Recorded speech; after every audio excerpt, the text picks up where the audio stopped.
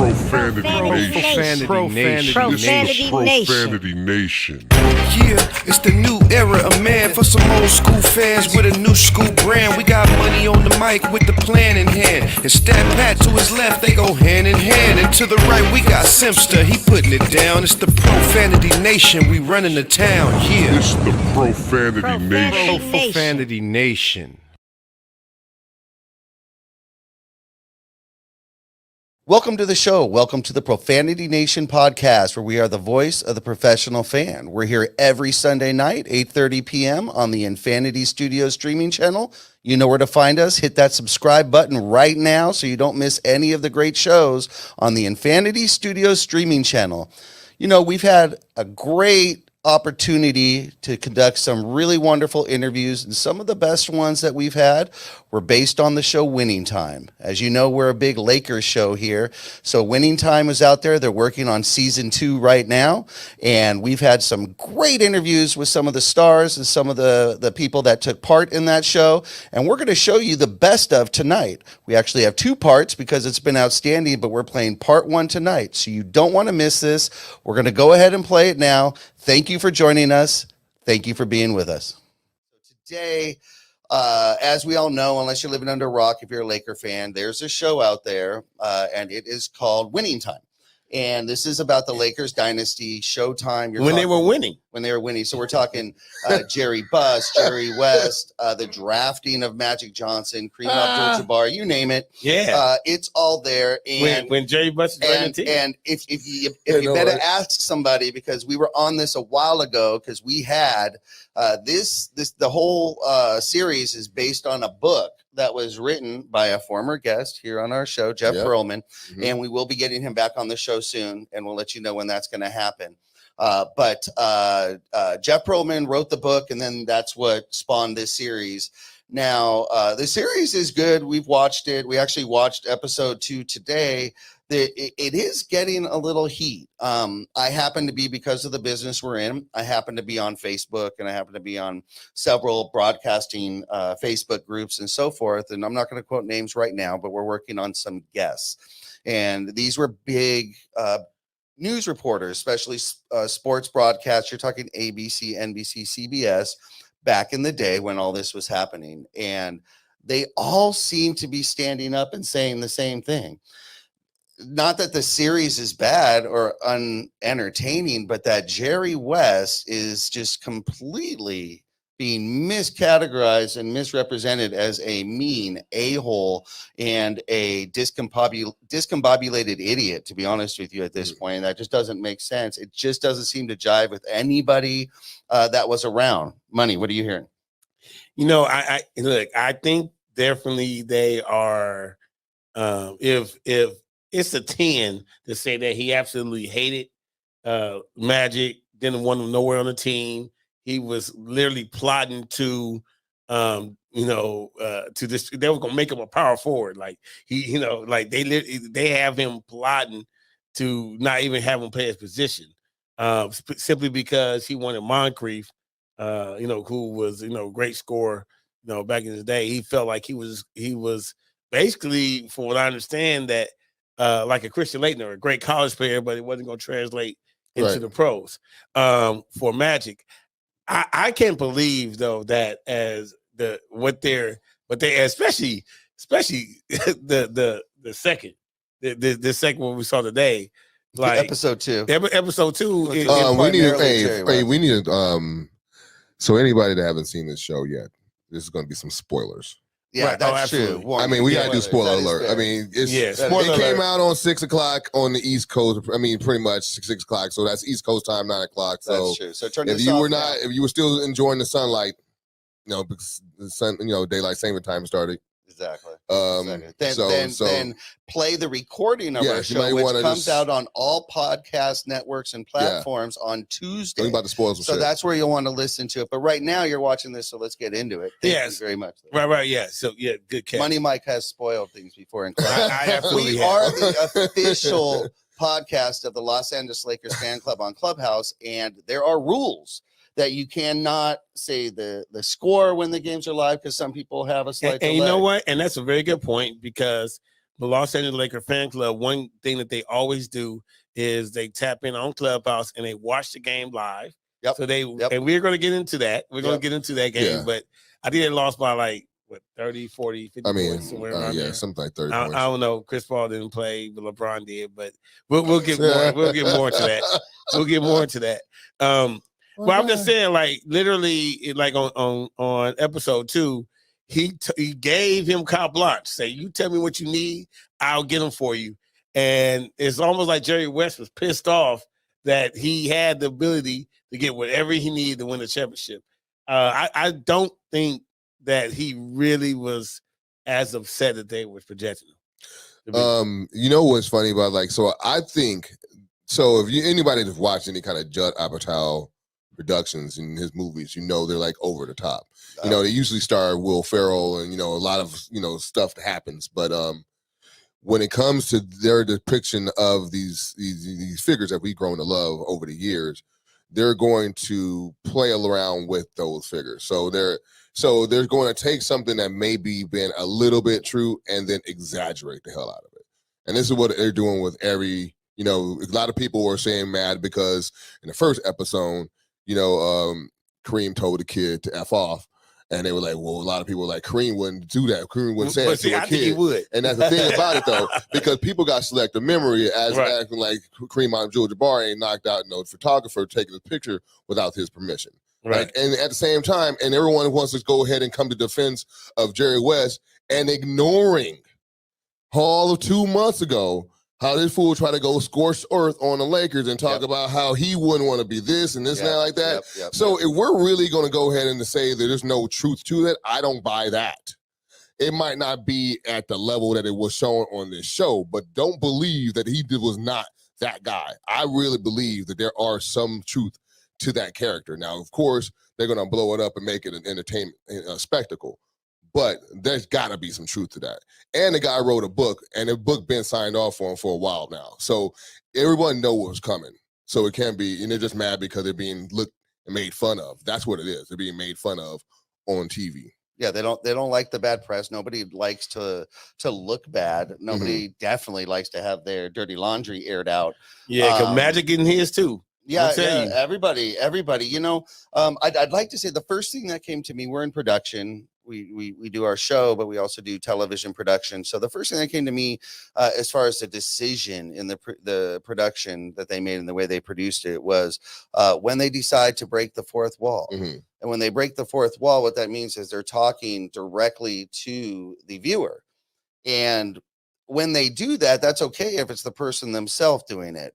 But when you have such a historical figure where you're trying to at least appear like you're quoting somewhat, you know, directly and exact, how do they know? They just don't know what Bus was thinking. They just don't know what West was thinking when he was alone in his room, or, you know, Bus was waiting to meet Auerbach on the floor. They don't, you know, and those things kind of confuse me, to be honest. I will tell you though, man, that's a production situation more than anything, but it just confuses. I will tell you, man, like Auerbach, I have a love-hate relationship with that guy. I love it. Old school, Red Auerbach. Red Auerbach. Yeah. I mean, because, you know, first of all, you know, as a Celtic owner, he basically killed us. Like every moment he had, you hate that. But what I love about him was he was the person that integrated the game, you know, so we got to appreciate that, because he didn't care. He just got the best players on the court. Boston cared, but he didn't. Yeah, Boston cared. Like, you know, Bill Russell didn't even want to go back for his ceremony. Casey Jones also played on those teams too. Right, yeah. So, but it was really, you know, so you appreciate him for, you know, what he did as far as integrating the game, you know, plus of that. But dude, like they had a scene in the second one where him and Bus are talking at half court, and Auerbach drops the cigar right on there. I'm like, oh, this guy, like, I want the disrespect. How dare he it on the center court of the Forum. I'm like, you killing me. I mean, the dude. That was the chalkboard. Yeah. Motivation that you needed was beautiful. Yeah, it was. It really happened. I mean, look, man. I mean, Auerbach have brought out. You know, what's the most disrespectful thing in sports when somebody wins? Stomp on there. I mean, is it like the Gatorade bath you're on the sideline and you lost, but then they're gonna douse somebody, the coach, with the Gatorade? Or is it when I'm winning and I'm indoors and I'm gonna smoke a whole cigar on the court? I think that's the craziest flex of all time when it comes to sports. Like, how disrespectful am I? I'm just going to sign up a victory cigar.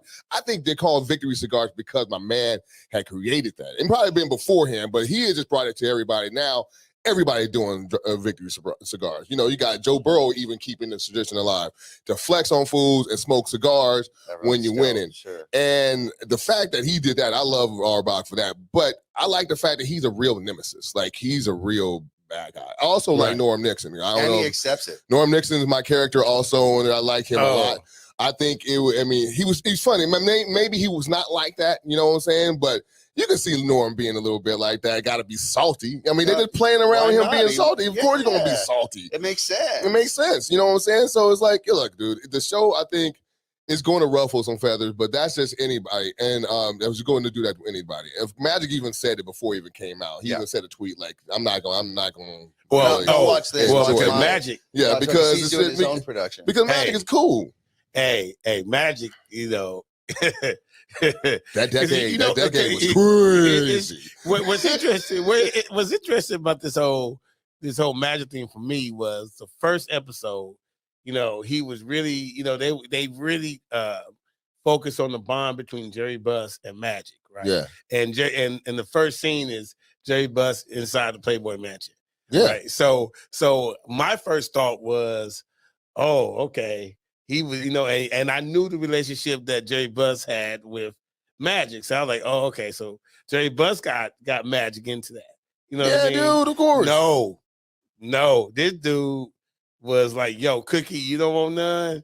You want to break up with me? Okay, cool. I'm about to just be in front of church in the car. This is true. You know what I'm saying? No. Like with the next sexiest chick in town. Right. Well, yeah. And then look, you then just get out and sit down, you know what I mean? And be at the little picnic outside the church and then donate money, give a blessing. You know what I mean? Just to spite the boyfriend of Cookies at the time. Right. And put it in his pocket. Oh, it don't fit in the box. Yeah, man. Put it in your pocket. Here we go. Yeah. Spoiler. I'm like, but yeah, spoiler alert. Yeah. So this, I'm like, wow. I'm like, Magic was wow. Hey, man, he gave her first tips. Like, come out here. He said, come out here, Los Angeles. You know how I'm going to be around these women. You know how it's going to be crazy. He ain't scared. Yeah, but I'm going to LA. It's about to get crazy. You know what? I had a thought that's kind of outside of the show when I was watching it. I was sitting in a dialogue with his mom, and I'm pretty sure that it's a regular dialogue that happens like all the time between student athlete and mom wanting you to graduate college, right? Mm-hmm.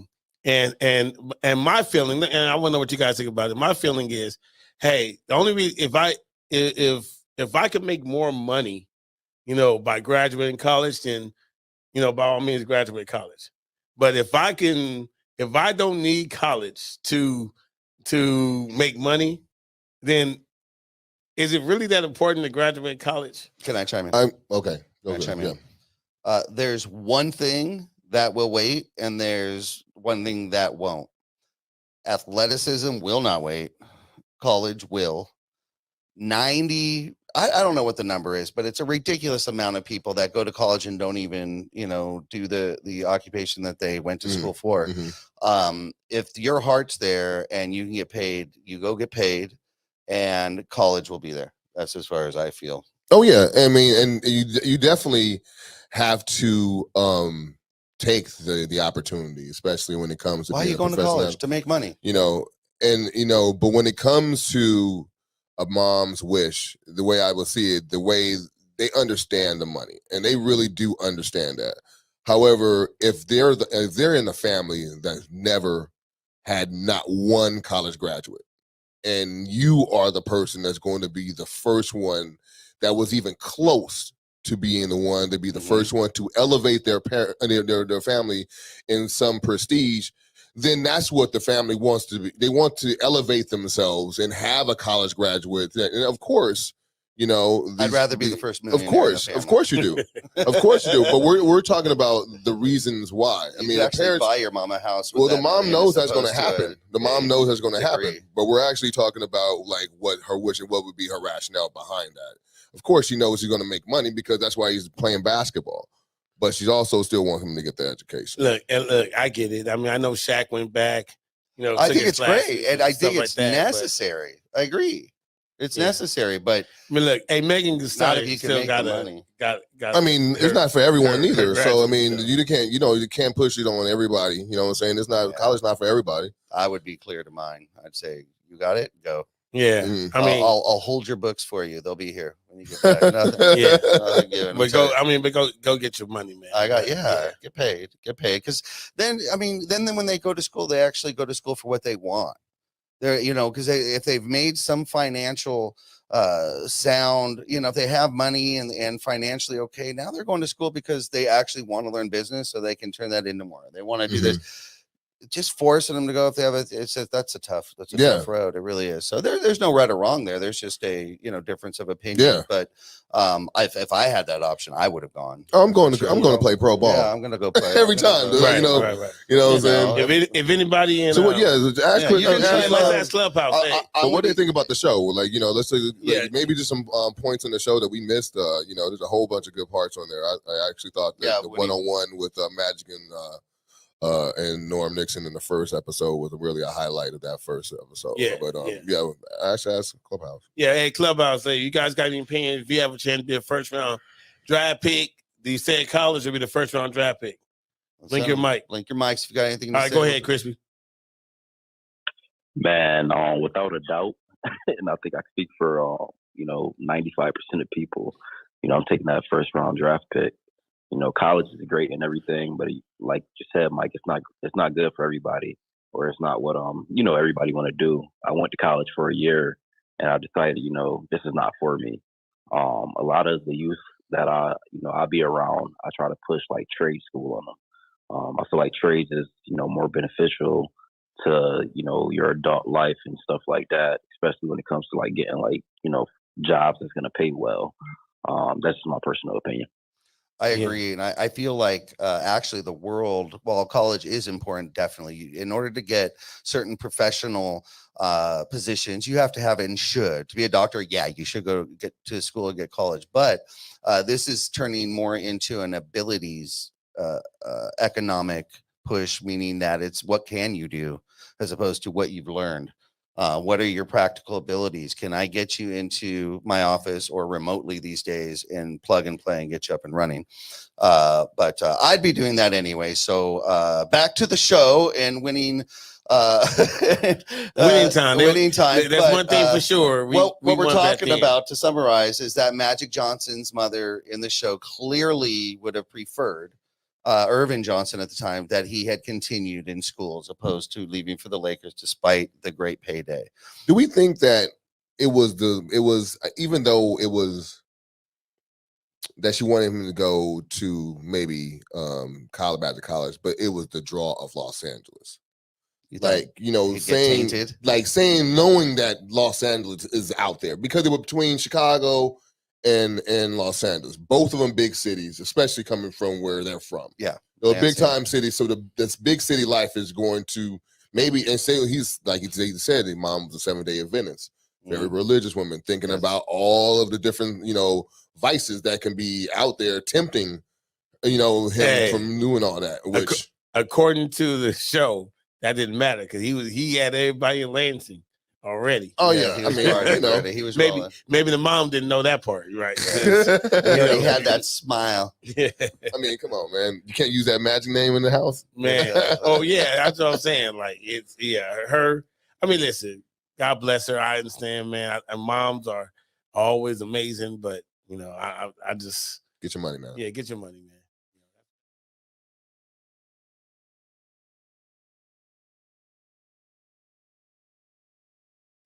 With no further ado, I'm sorry, I was really excited. I didn't mean to cut Marco short, but we've been waiting for this one. So let's go ahead and bring him on right now. Let's go ahead and bring on Solomon Hughes, Dr. Solomon Hughes. Let's bring him on. He's a real doctor. That's what he is. okay, a real, like these people nowadays, man, they get this speak, and they don't even have they just got a high school diploma, then they get a doctorate degree to go speak.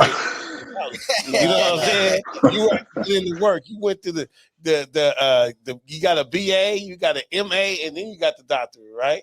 That's right. Yeah, I did my PhD at the University of Georgia. That's correct. Yeah. So I awesome. appreciate your actual hard work. hard work. I don't know how else it's done. Man, but, I mean, listen, they ask you, you get famous, and they ask you to speak at a graduation. He's ready. Oh yeah, no doubt.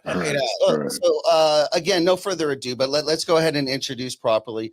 Solomon portrayed Kareem Abdul-Jabbar in HBO's smash hit Winning Time, which, whether you're a Laker fan or not, it's transcended Laker fans and basketball fans, which we'll get to. It's just amazing. But honestly, it's nothing short of epic. Your epic portrayal of Kareem is just amazing. We'd love to get into how that all got started, but I'd just like to give some roses first.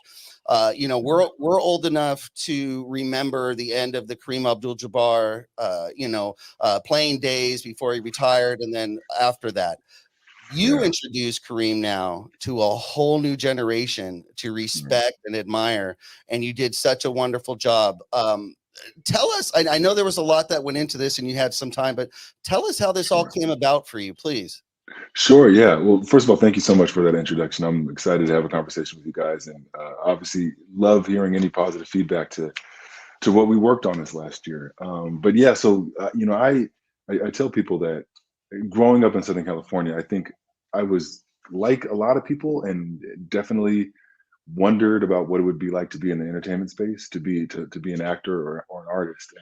And I went as far as, after graduating from college, going down to LA and meeting with a talent agent and really kind of exploring to see if there were any opportunities. And nothing really came my way, but it's a space, just because of the impact that like film and TV and theater have had on me personally. I've always wondered about it, right? And I've watched a ton of movies, huge fan. And so the way it worked out was they were doing a search for Kareem, essentially a global wide search for someone to play Kareem. They reached out to a former college teammate of mine, Francisco Elson, who played with the Nuggets and played with the Spurs, actually won an NBA championship with the Spurs. And we were actually roommates at UC Berkeley. Francisco, who lives in the Netherlands, wasn't interested, but suggested me. And essentially that casting agent reached out to me. I did the first audition. They liked it, and then flew me down for a second audition down in LA in front of the executive producers and the casting directors. And I found out a week later, that I got the job, and really it was just off to the races then. And then, as you know, we shot the pilot, and then COVID happened, so everything essentially was put on hold for a year. So yeah. Do you think that? I'm sure you were prepared, right? So going into that, but did that extra year give you even more time? I mean, I'm sure you worked on it, but do you feel that actually helped in your performance? Oh yeah, I definitely am a firm believer that time helps everything, right? So I feel like I really, I grew up in SoCal, so I was already a fan of Kareem's. His book Giant Steps was one of the first big books that I read as a kid, and so I was very familiar with him. But I think I feel like we're in this information age. You can go down so many wormholes, right, or rabbit holes in terms of like learning about not only Kareem but just the ecosystem that he grew up in, right? Harlem, learning about his parents' background, etc. Just the history of basketball, the history of sports activism, etc. And so I feel like I definitely feel like I benefited from that additional time to really kind of connect with just all of the facets of who he is as a person, right? Because obviously we know he's so much more than just a basketball player, right? He's an author, he's an activist, etc. And so it was like I got ample time to do even more research. Well, look, I know you played some college ball over at Berkeley, if I'm correct, right? That's correct. Yeah. Yeah. So let me ask you, how many hood shots did you do when you played ball?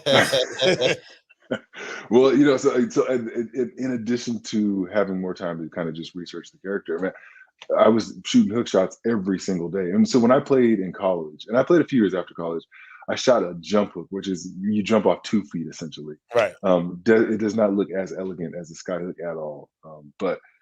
So yeah, really kind of transitioning to going off 1 foot, really working on trying to really kind of capture the essence of what he does. So I mean, essentially I tell people there were really no days off, except when my knees started hurting, because I'm 43, so I'm much older than a lot of the guys that are in the cast, and so I really had to pay attention to my body as I was preparing. So.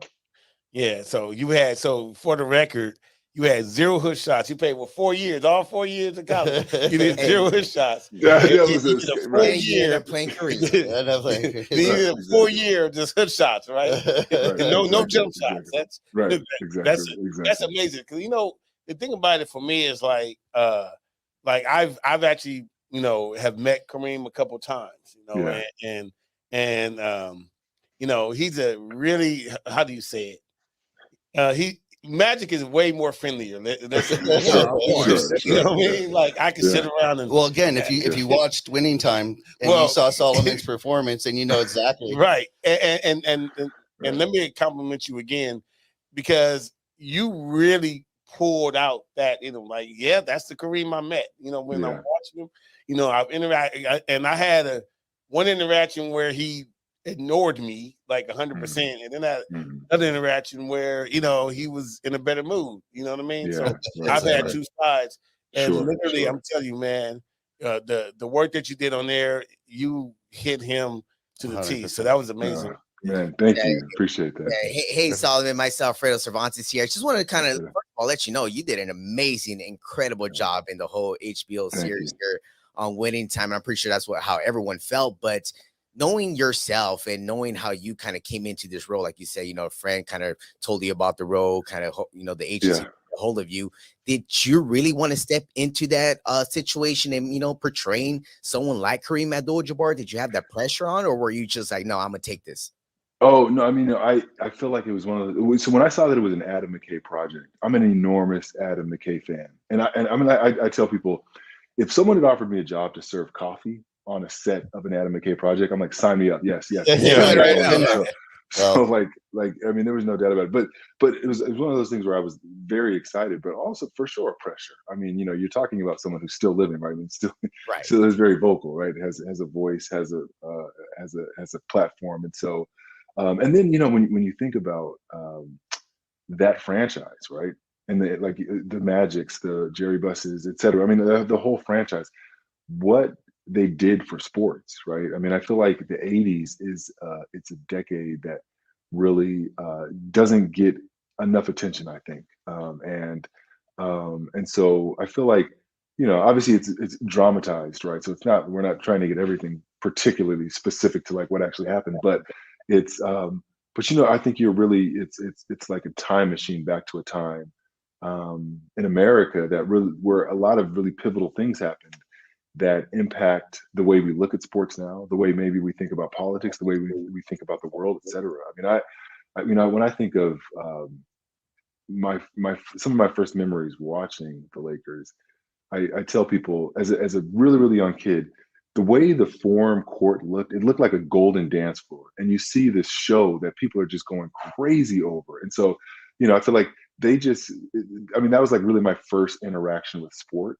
And obviously, I mean, when you look at how the game has grown now, I mean, where it's global and these people are recognized all over the world, I feel like you definitely feel pressure to want to make sure that you're doing it justice, doing that era justice. Right. Yeah. Well, you definitely did that. I'm really curious. I mean, obviously, like you said, you've read Kareem's books. You've done that type of research, at least the book study, but the mannerisms, his character, where did you get, was it tape? Was it people how did you acquire that? Sure. Yeah. Well, I also, I think, what's fascinating about the world that we live in, right? I mean, we're in the YouTube era, and I got really good at changing up the search terms in YouTube to find a bunch of footage of Kareem giving interviews when he was with the Bucks, giving interviews when, his early years with the Lakers, et cetera. There's some really, really cool, like, archival footage of some of his interviews. But then, with that, right? I mean, there's the balance, right, between just mimicking what you're seeing and also kind of creating your own version of this character as you're telling the story. So there was like, I really wanted to kind of capture the balance of capturing some of the nuances. but also kind of bringing my own artistic ideas to it. But you know, ultimately, what I really enjoyed doing was, I feel like when he walks onto the court, right? When you look at the footage of the games like in the '80s, the way he walks on the court, he's so cool and he's so like sure of himself. I feel like So that in was a lot of control. fun. Yeah, Yeah. yeah, It's so exactly, in exactly. control of Yeah, everything and everyone right, around him. Absolutely. right, right. Yeah, Yeah. So you're a couple years behind me. So mhm. I'm assuming that you enjoyed the Showtime era as with a 7 or 8-year-old kid. For You know, sure. Yeah, yeah. I mean, I think. and Go ahead. go ahead.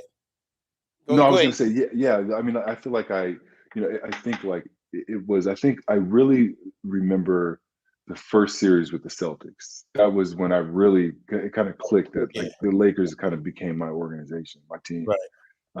And so yeah, I definitely enjoyed it. And then and then after that era, I like Nick Van Exel. I mean, it's like Yeah. the arc of time, the Nick Van Exels, and then obviously Shaq, Kobe, etc. Eddie Now Jones.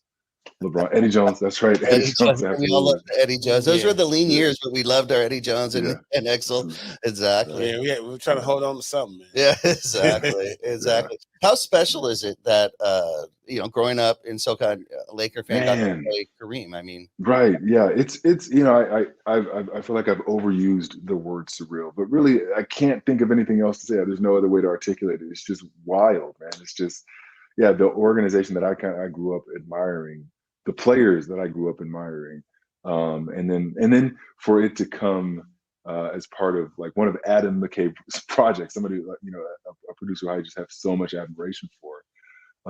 So it's wild, man. It was a lot of fun, and we're obviously really looking forward to getting back to filming season 2 shortly. Yeah, you know what I think though is like I think of it of it being like such a blessing too, because this is like what one of your first major roles, right? So Right. It is. so you Yeah. know you First. amazing. yeah, so the fact that you literally got in and here's the thing, and Simpson's girlfriend wasn't not really a basketball fan, right? Yeah. But she loved watching what was on screen, Yeah. And Yeah. so it's one thing like we watch, we're obviously a sports podcast, so we Yeah. look Yeah. at it with a different lens because I need to see if Magic is acting like Magic, is Kareem acting like Kareem. But when I have my wife at home and when he has his girlfriend and they're watching it and they're enjoying the show for what it is, and they don't have that background, Yeah. Special. that's something that's really is special Yeah. because people Yeah. are enjoying the series, Yeah. just by watching and seeing how it's filmed on there. You don't necessarily have to be a fan. You don't necessarily have to remember Yeah. that era. So that's you. I mean, again, you did a great And job. I mean, Rodney Barnes, the writer, who did an amazing Absolutely. job. Yeah. And of course, we had Jeff Pearlman on last year, actually, Oh while wow. you're still filming. So we had him on Okay. about his book when we found Exactly. out that they were going to make the series. So, Mhm. we've been kind of watching this for a little while, but Absolutely. the writing and, even longtime Laker fans learned things. There's stuff. Right, man. Right, for sure. Yeah, Max Bornstein and Rodney Barnes. I mean, two lead writers. Just and the research that they did. Right, that's the thing that I really love and admire about them is just how much they read, how much they consumed to really get the story right. And obviously, Jim Heck, the creator, as well. Like they talk about deep dives. And so, we were on Spencer Haywood's podcast probably a month ago, and he was talking about how some players now will come up to him because they realize he was key to opening up the opportunity for high schoolers to go to the NBA, for people to go to the NBA early without having to go to college for 4 years. And so, I think, it's actually true. Spencer Haywood is a very dear family friend. He's my cousin's godfather, and so Oh wow, growing up, cool. I knew who he was. I knew he was an amazing basketball player, etc. But like some of like the intricacies and nuances of his story I didn't really know. And so in doing the research for the project, like reading his memoir, like holy moly, like I feel like every single American needs to read his memoir. It's just such a wild and incredibly powerful story when you just think of his life and just man, just from where he started to where he is now, and just his heart of service. I mean, the fact that he was serving as like the head of the NBA Retired Players Association, and his care for other players, etc. Like I think of everything that he went through his rookie year, just the scrutiny he was under, from the league, and etc. I feel like of all the stories that really have blown my mind, that one in particular really, really blew my mind. But yeah, I totally agree with you, and I feel like, and it's great because I feel like now there's a lot of people who are like, oh, I just finished the series. I wasn't watching it necessarily every Sunday, but I just finished it. And man, there's so much I didn't know, and I feel like that's definitely an accomplishment. Yeah, I think it's definitely a must watch. But you brought up Spencer, and I think that's a great example. Okay, so the series has definitely been polarizing. We do know that certain people who have been characterized aren't exactly happy with the way they were characterized. I have not heard anything from Kareem, so that's good. But while there's been a lot of talk about saying, it's been sensationalized and that's not who I was, we'll say Jerry West, he's the one who said it. We'll just put it out there. Spencer was very honest to say, no, that was him. That is how, and this was very honest. So I thought that was incredible because they were very honest with how they portrayed him as well. And I believe Noble Wood did an amazing job with that. I mean, everyone just did an amazing job. I really got to say the casting, spectacular, absolutely spectacular. There was not one person in the wrong spot. That's it. That's what I can say personally. But so do you hear the hype, the Jerry West isn't happy and this and that? And if you do, how do you kind of view that? You just kind of it's not on you, kind of just let it go, or it's more buzz for the show? I haven't been paying that much attention to be perfectly honest. Yeah, I mean, I think what I do know is that the writers and the producers are huge fans of these individuals and really grateful for what this franchise has done for sports. And so, I know that it's coming from the hearts of people who just have an immense amount of admiration for these individuals. And the benefit of a TV show is it's not just 60 minutes, right? You get time to tell the fuller stories about individuals, right? And so with season 2 coming up, that we get even more time to kind of really unpack some of what we know about these people. So yeah. Well, what's interesting, because I mean we've kind of, I guess for at least a month and a half, we've kind of had different people come on. Like we've had Roy Firestone, who was there, there during that time. And we just had we had Ted Dawson on. We had one of the extras on, Anthony Henderson. Anthony Henderson, that's great. Worked on the show with you guys. We have others scheduled as well. Yeah. So Spencer Garrett, who did an amazing job. Spencer is incredible. Oh my gosh. Yeah. Anthony. Yeah. So, but when I've looked at it, like if we've done our research on like all these things, and especially Roy Firestone he said, look, Jerry West, he was in the bathroom doing, because he couldn't go watch the games, and and he was in the car because he just couldn't handle stuff, and he would throw up and he would do this. And what's so special about it is Roy had not seen up until that time winning time, right? So he literally is telling us, things that he witnessed Jerry West doing, and he had not seen how Jerry West was portrayed. So I believe that it's more something, I'm just giving my opinion on it. It's more something that maybe he didn't want people to know versus them doing a bad job in what they showed. You know what I mean? That's just my opinion. I'm not asking you to agree. Yeah, no, it's all good. Because I want to see I have no comment there. Yeah, I want to see what second season. I have another question for you. Okay, we really enjoyed the show. When you were filming this, there was a ton of green screen. When you saw this all put together, oh my gosh, I mean, you must have just been floored. And then you can't say anything, right? You can't really tell anyone about. How hard is that? That's gotta be. No, the first, we would get clips of stuff that they were going to actually put together and put out. And every time I got a glimpse, like I would text some of the other cast, like, "Oh my gosh, did you see that? That's so." Especially the form stuff. When the form really comes together, I forget that we were filming it in front of green screen. I'm like, was there a full? Yeah, you thought it was 17,505. Right. Exactly. Yeah, I can't imagine. That must have just been a great feeling. In fact, you probably forget that it's even you a little bit in there. You're just watching it. You get lost in the series itself yourself. For sure. Yeah. I mean, I think it's, there's just this was such a fun experience. I mean, incredibly challenging for sure, no doubt about it, but also like really, really fun and also really rewarding. And I mean, I credit it to, some people ask me like, what was like the culture on set? And it was people just bringing their A game every single day. And so visual effects, sound, etc. I mean, everybody was trying to knock it out of the park. And so when I watch it, yeah, it's fun to kind of just get lost and just the communal effort that was put forth to make this happen. So that's amazing. And then season 2, as you said, you mentioned, is confirmed. We are moving on to season 2, and I'm assuming. Do you know much about it yet? Do you know when that starts shooting or anything? Not exactly. No, not exactly. Okay, but because everyone's going to be waiting, that's for sure. Yeah, That's for sure. Now this being one of your first, big roles, obviously season 2 sounds like you're coming back. What else do you have in the works? What else you got? Man, I'm just, I feel like I just feel so blessed to have discovered this craft. Not necessarily discovered it, but to haven't gotten an opportunity to do this craft at the age of 42. I'm pinching myself every day.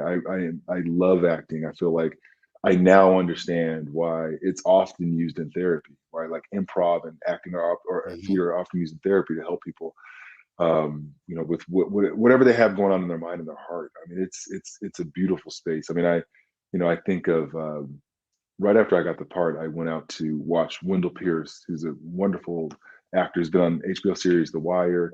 He's in Jack Ryan now. I watched him in he was in the play Death of a Salesman in London. I watched it 3 nights in a row, and I feel like it just reminded me of how moved I have been personally by film, TV, right, by the artistic expression of acting, and so I love the space, and I'm looking forward to more opportunities. So yeah.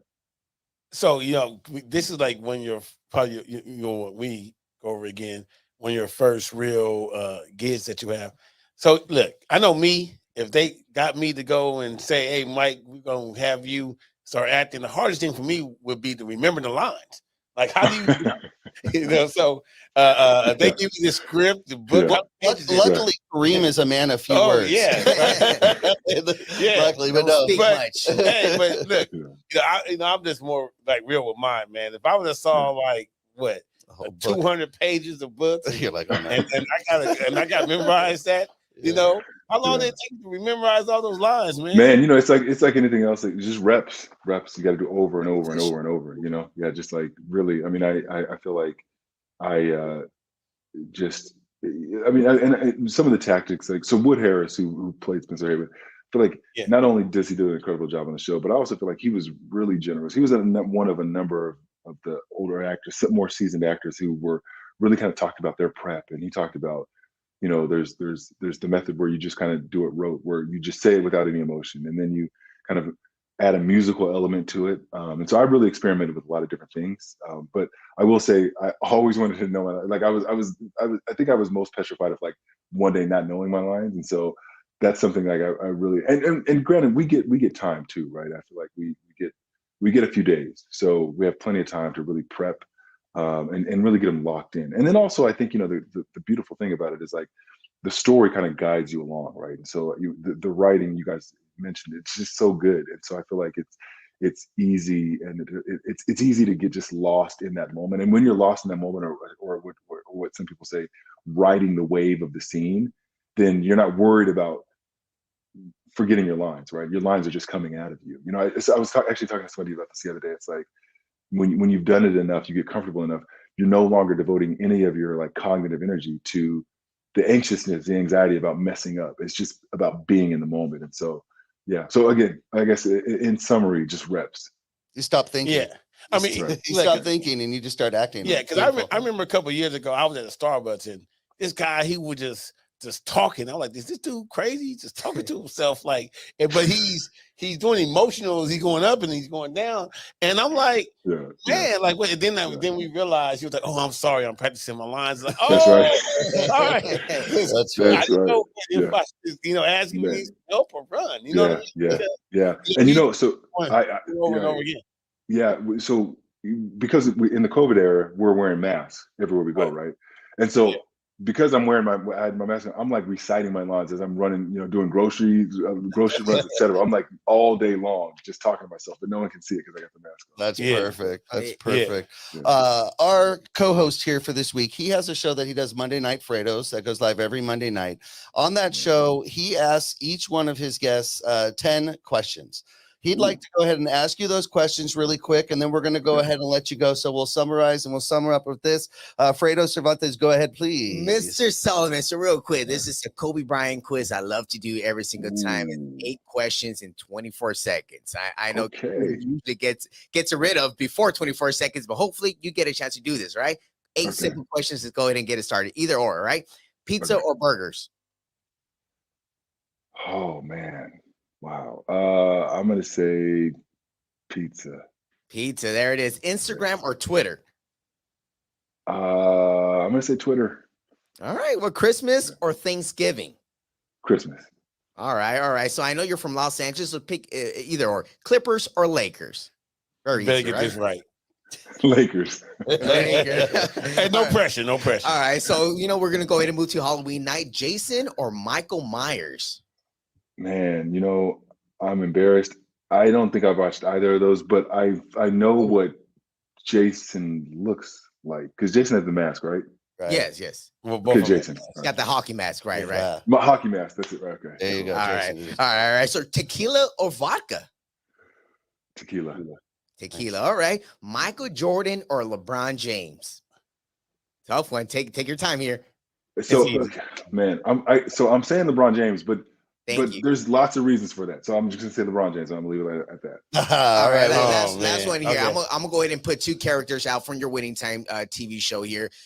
Magic Johnson or we got the Dr. Jerry Buss. I mean, those 2 characters were perfectly. They were just 2 favorites. I got both. I can't. It's like asking like what my favorite child is. Like they both are so stellar. Yeah. I get it because a lot of people love John C. Reilly. Of course, he did an amazing, terrific job as well. But Magic, everyone's like, that's Magic. He has a smile on his face every time. It was funny too because I was watching the episode when you asked his father during the show, like, why does your son always have a smile on his face? Like, why? And he was like, well, that's the way he was born. Once the doctor slapped him in his ass, he was like that.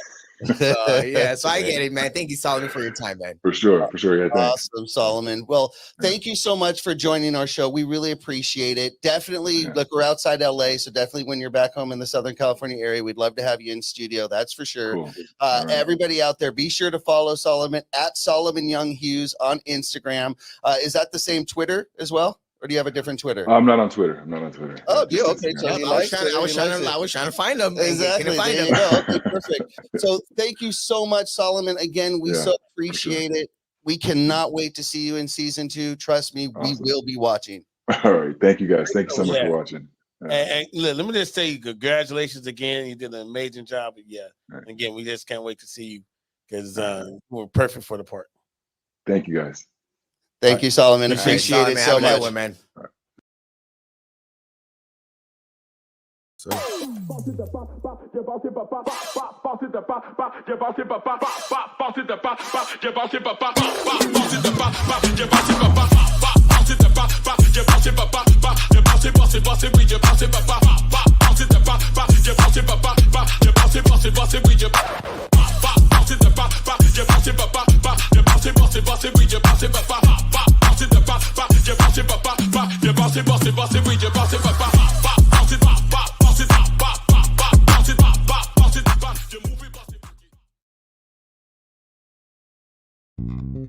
United One Protection Services. With over 30 years of experience, United One Protection Services has more expertise and knowledge than the other security companies combined. Residential, commercial, municipal, or institutional, United One Protection Services does more than just security. We protect your livelihood. United One Protection Services.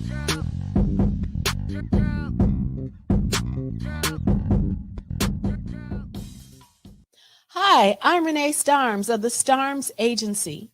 Do you know why 97% of startups fail? It's because they don't have the proper exposure. So for the first time ever, Infanity Studios and the Starms Agency have come together to provide you with the Little Guys Big Marketing Package. Now, this is for local Los Angeles businesses who are ready to launch, relaunch, or simply expose their business to grow. With this package, you're going to receive 6 months of online and offline marketing tactics in a customized plan for your business. You're also going to get a professional TV quality commercial filmed in an 1,800 square foot studio with multiple screening options. So if you're ready to grow, go ahead and click that link. We also have financing available. I'm looking forward to chat with you. Click the link and let's go.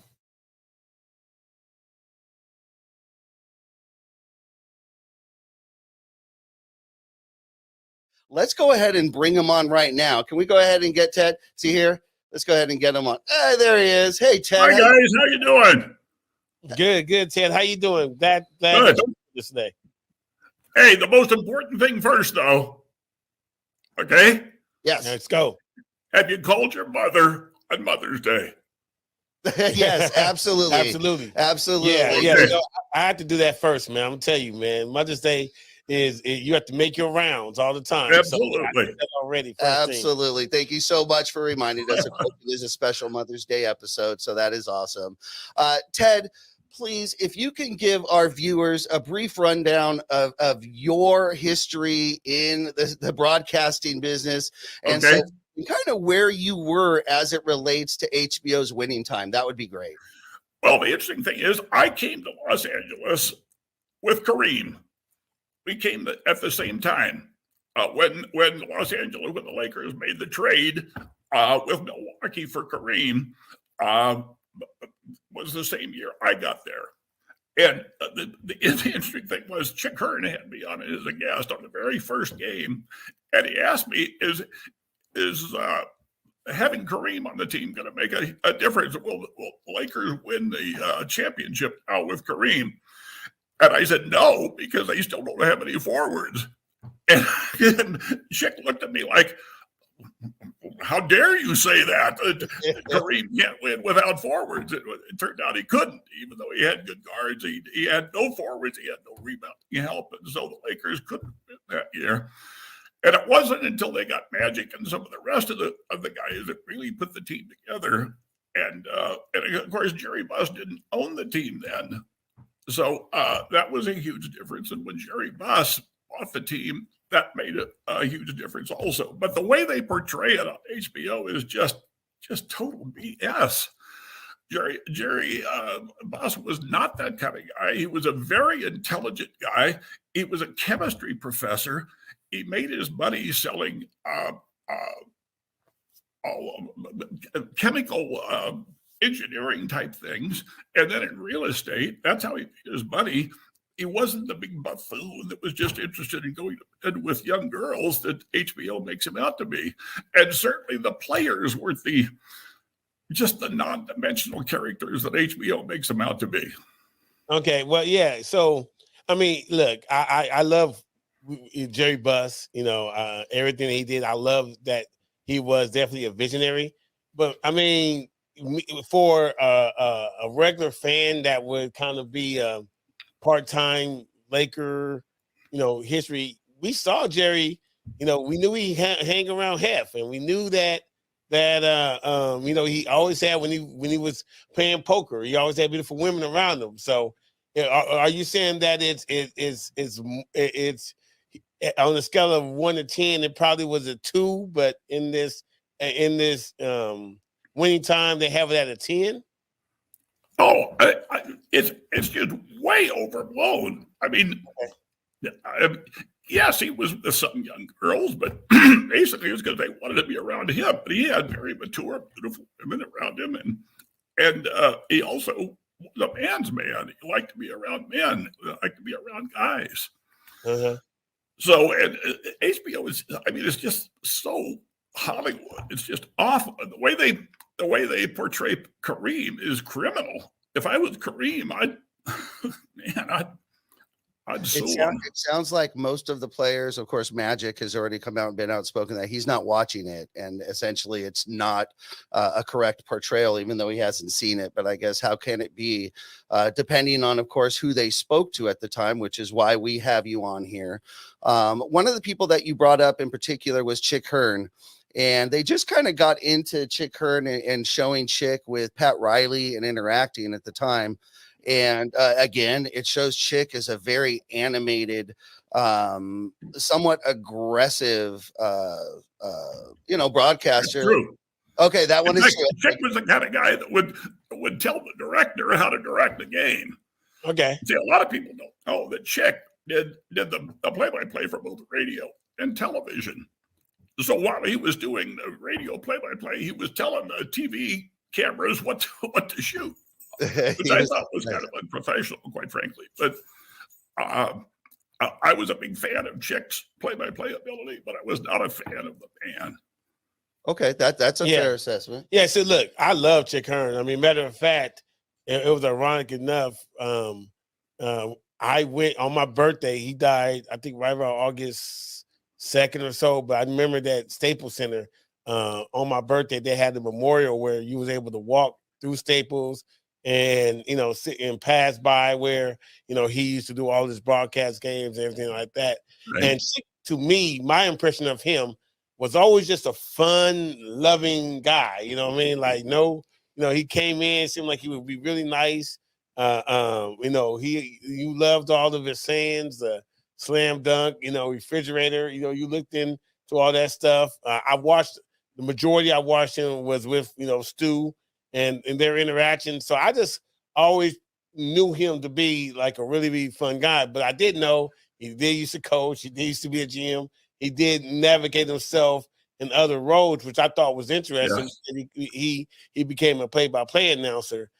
But did you realize that Pat Riley was his color man? Did you know that? Yeah. I knew that. I you know what? I kind of, I was born in 75, so I really got in right around like maybe 80, right around the first, championship, 7, 8 years old. 82 was probably right around there, but I think they had already Pat Riley was a coach by then, and when I really, really got into, being a Laker fan. But yeah, he just seemed to me like really fun loving. But I can imagine when you have a role as play-by-play versus being a coach or a GM, your demeanor has to be you're more of an authority figure in like coaching a GM, and so I could maybe his personality changed from one position to another. What do you think? You didn't cross Chick Hearn. Okay. That was, if you crossed Chick Hearn, you were off the list. You're off you don't mess around. Wow. You don't mess around. Now, one of the things also, we're still on HBO's Winning Time here with our guest, Ted Dawson. And, one of the things that stood out to me and actually gave me the thought of having you on the show right away was you actually made a post in regards to the way the show was portraying Jerry West as well. You had several interactions with Jerry West. Go ahead and tell us some of your history with Jerry West, where that goes back to, and then how that relates to your disagreement with Winning Time's portrayal. Well, I don't know that I had a whole lot of interaction with him. I mean, I certainly knew him and we were friends and we did things, but Jerry was always a consultant. He was never going to be a coach. And a lot of people don't know what happened the day Pat Riley became a coach. And that, of course, after the accident and all that sort of thing, they held this big press conference. We were all there, all the cameras, all the newspaper guys, all this kind of stuff. And Jerry Buss comes out and says, we met to make a change. And our new coach is Jerry West. And Jerry says, But no, it's not. I mean, that's what happened. No, it's not. I'm not the coach. That's not. That's right. That's right. Pat Riley is the coach. Do you think what happened. On purpose? He did it on purpose for a joke? No, not at all. Oh, wow. But So, it ended up being Westhead, though, right? Like, No. sorry? Oh, you talking about after? After. Okay. You talking about So are you saying that was the moment that Pat Riley found out he was going to be the coach? I don't know if that's the time he found out, but that's what was announced at the press conference. Wow, that's interesting. Another question. Now, Pat was one of the most knowledgeable guys I ever met. He was really, really smart. Yeah, they haven't, at least on the show yet, they haven't, or maybe they have at this point, gotten into the Pat Riley a little bit deeper. But the whole dynamics, like you said, behind the team, of course, they build it up a little bit for TV and so forth. But let's get into the players a little bit here. You're talking about Kareem, first off. Of course, your career and at least arriving in LA paired with Kareem's arrival. Right. What would you say is different? He seems, most of the rumors or details about Kareem is that he has been a little bit standoffish against media and so forth. You know why? He's a lot smarter. He's a lot smarter than anybody in the media.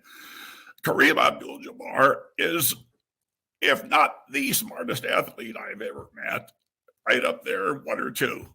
He is incredibly intelligent, and he doesn't suffer fools. And that's the biggest thing. Quite frankly, and I'd probably be part of that, most media guys are idiots. And especially back in the 80s, newspaper guys were always trying to get you. They were always trying to find something as opposed to just reporting the facts. And my guess is it's probably worse now, quite frankly. And Kareem just didn't put up with that. So that's the reason he got a reputation of being standoffish. Well, but he's incredibly intelligent. Look, I mean, I have to tell you, I mean, I'm a like I said, I've been a Laker fan. I love Kareem, like definitely for what he did on the court. But I mean, I'm also a guy that goes around and hangs around in a circle. Like I have a ball that has every Hall of Famer. I'm not every Hall of Famer. Everybody that's numbered that's retired on the wall, except for Wilt Chamberlain. I have signed on one ball. It's one of my prized possessions. But I could tell you the anxiety I had when I was trying to figure out how was I going to get Kareem's autograph, because his reputation, his public reputation is, even when I got Jamal Wiltz to sign my ball, I said, yeah, man, I got to get Kareem. And Jamal Wiltz told me, good luck, and I remember the first interaction I had with him. It was at a book signing, and he took a picture with my daughter, and I was trying to get him to sign my ball. And when I tell you, he ignored the fact the ball was sitting on the table right next to him. And I was like, wow, like he didn't even pay attention to it. And then when I finally got my autograph from him, it was a signing that he did, and I was happy that he was. But I could tell you about this day, and it was really interesting to me. Everybody that was lining up, and everybody wanted Kareem's autograph, but we all were like, man, he's kind of like an a-hole. Like that was the whole crowd, and while we was in line.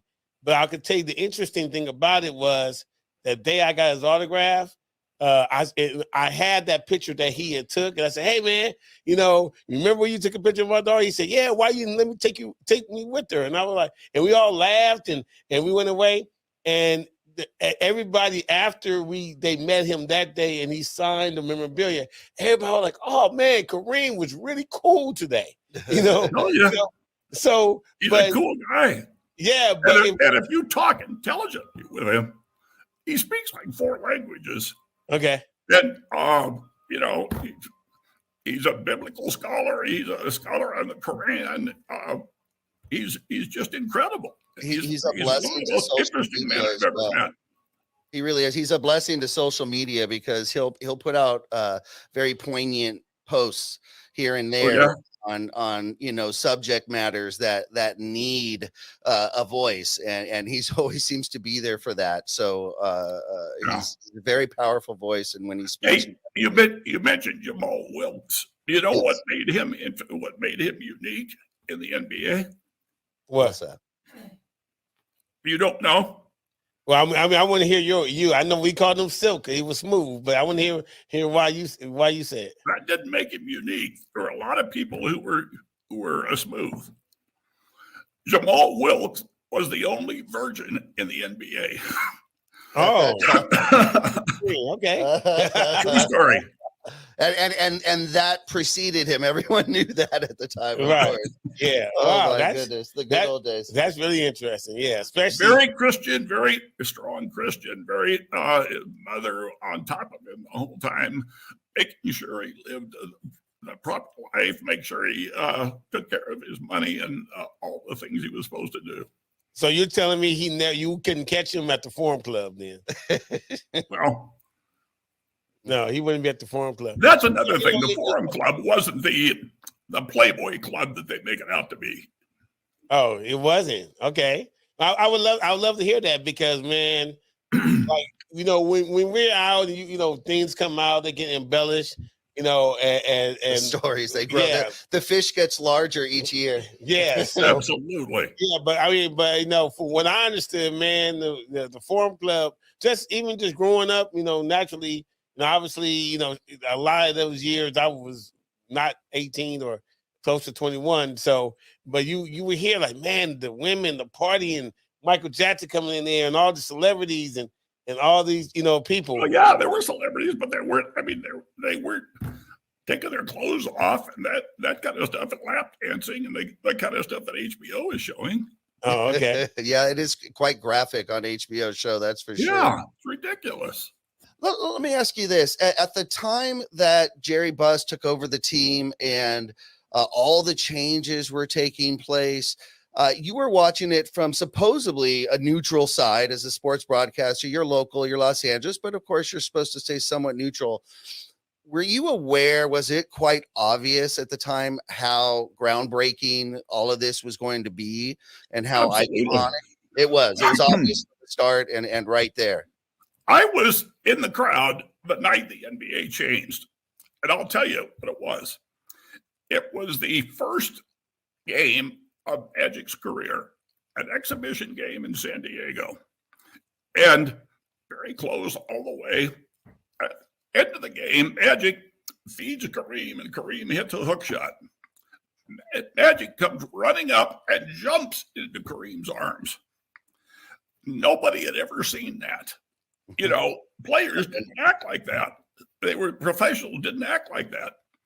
But that changed the whole vibe of the NBA and Kareem was like, whoa.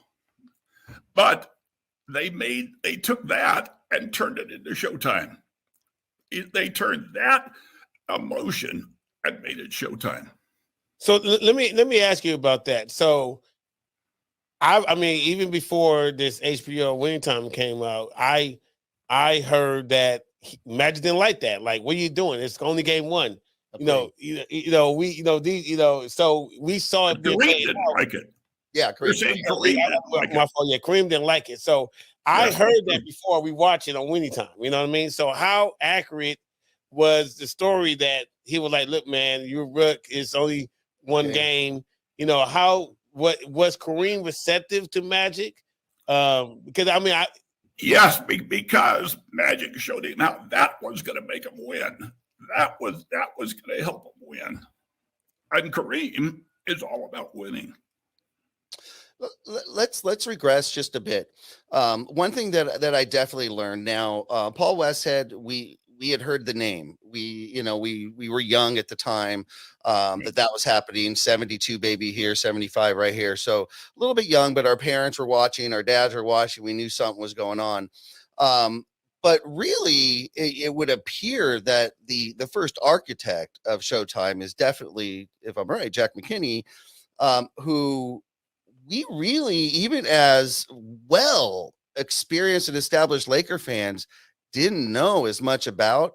Now that it seems like is the portrayal and his influence on this team. Would you call that accurate so far? At least Absolutely. Okay, great. Absolutely accurate. Okay, great. Yes. Because yeah, it's very interesting the way they portrayed that. Yeah, because that's the thing. Like I started Googling, like who is Jack McKinney? Like I've heard the name, but because I knew it was Paul Westhead that won the first championship, and I knew he got replaced by Pat Riley, but I didn't know McKinney was even a part of it. So that's why that gets us the thing to be able to Google to find out like, oh, he was the one that got him to be running, and then it seemed like Pat Riley just kind of perfected it, afterwards. And McKinney was the one that made Magic, that showed Magic how to play every position. Mm-hmm. Right. Yeah. He was very smart. Let's go. We're going to kind of as we go through the story and winning time. We're talking about the different we'll call them characters for lack of a better word. Paul Westhead. We brought up his name. Now they've really made him out to look extremely unconfident, extremely almost phobic to coach a team on his own. I'd love to hear your take on that. Ridiculous. Absolutely ridiculous. He and Magic didn't get along because Westhead tried to slow it down a little bit and that was part of the problem, that he and Magic weren't on the same page. But he was a very confident guy, very, very good coach, very good guy. So yeah, that's another one that they're just tearing apart unnecessarily. Okay, well, let's go into Magic and Nixon. I know, how upset was Nixon. He was basically the man. And Magic came in there and took over his spot. And was there that type of friction? Was it accurate, or was it just, this is just what happens when a new guy comes to town? No, Nixon always knew his role. That's one of the things about the Lakers. They all knew their roles. Every one of them. Okay. I mean, Cooper was a great player, but he knew he came off the bench. Yeah. The forwards knew where they were supposed to be. They played as a team, and they all knew and accepted their roles. That's what made it so special. Absolutely. Nixon was a great guy. Yeah. Yeah, because they make him out like, he jealous. He was jealous and he was going to show him and they had a game. They had a game at the Playboy Mansion, I think, and so none of that, to your knowledge, never really happened. I don't. They may have had a game at the Playboy Mansion. I used to go to parties there all the time, but I never saw a game there. That may have been. I don't know. There were other things going on though. Let's get right back to Magic Johnson. As a matter of fact, Meantime does show the relationship that Magic Johnson and Jerry Buss shared, and it did seem that it was quite close. It was very close. It was almost a father-son relationship there. And it seems to me that would lend credence to your opinion and your thoughts that Jerry Buss wasn't just out there womanizing and this and that, didn't know what he was doing. It would appear that he actually helped guide and shape Magic's business career, at least quite a bit. No question about it. I'll tell you another thing. Magic became the head of the team. Everybody knew that Magic was the guy. He was the guy that ran the team. But Magic was smart enough to always include everything. So if we would go in for post-game news conferences or interviews or stuff, Magic would always make sure we talked to Kareem first. He would always point towards Kareem, that it was Kareem's team. And Magic was very smart like that. He was very aware on how to keep the egos, I guess, in place and how to resolve those. No, I have another question too about winning time, which they're portraying. I mean, we obviously know Jerry Buss had kids. Jimmy and Jesse and all these other, but they're only highlighting Jeannie. They only right, show Jeannie. and they're only showing Jeannie. Unless we haven't seen the whole thing yet, so maybe they may come later on. But I felt that to be kind of strange because I know that his other sons were involved and they actually had they had a hockey team. It's like they were all. It seemed like that I feel my perception prior to this that all of his children were around, but in this it looks like only Jeannie's around. Is that where his other around first also? of all, Jeannie was the one that sold it to HBO. Oh, and they made Jerry's mother look out like she was an idiot, which she wasn't. I guarantee you. So I wasn't around for the later years, so. And Ted, thank you so much for joining us here on the Profanity. Hey, thank you. Happy Mother's Day. This has been amazing. Thank you. I hope you enjoy the rest of your Mother's Day. Money Mike, Jeff Sims, Stat Pat, who couldn't be with us today, but is here in spirit, had some questions. We all thank you so much. Thank you, Ted. As soon as the Magic hey, I want to be paid for my time, so I'm going to pick up a TV and walk out with it. Absolutely, that's fair. That's it. You had to tell him that story. Yeah. You know what? You had to tell him that story. Hey, we have about 4 or 5 of them, man. Pick one. You can have it. Yeah. We'll definitely send you a shirt. Okay. Yeah. There you go. Thanks, We'll guys. see some Profanation memorabilia. Definitely. You'll wear some gear. God bless. Definitely, I want to watch the Magic. I want to see what your thoughts are about that. Because it's really, really interesting. You obviously got to glamorize stuff, but you want to be as close to the truth as possible. So, thank you for all the insight that you gave us today. We thank you so much, Ted. Thank you Thank again. you, guys. God bless. Yeah, God bless you. You have a good one. Thank you, Ted.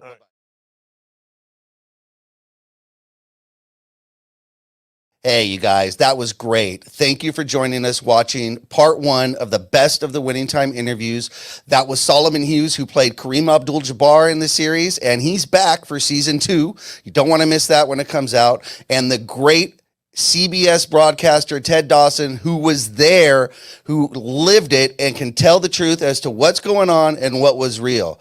We bring you the truth here, the Profanity Nation podcast. We are the voice of the professional fan and streaming exclusively on the Infanity Studio streaming channel. Once again, hit that subscribe button so you don't miss any of the shows. We'll be back next week, 8:30 p.m. on Sunday.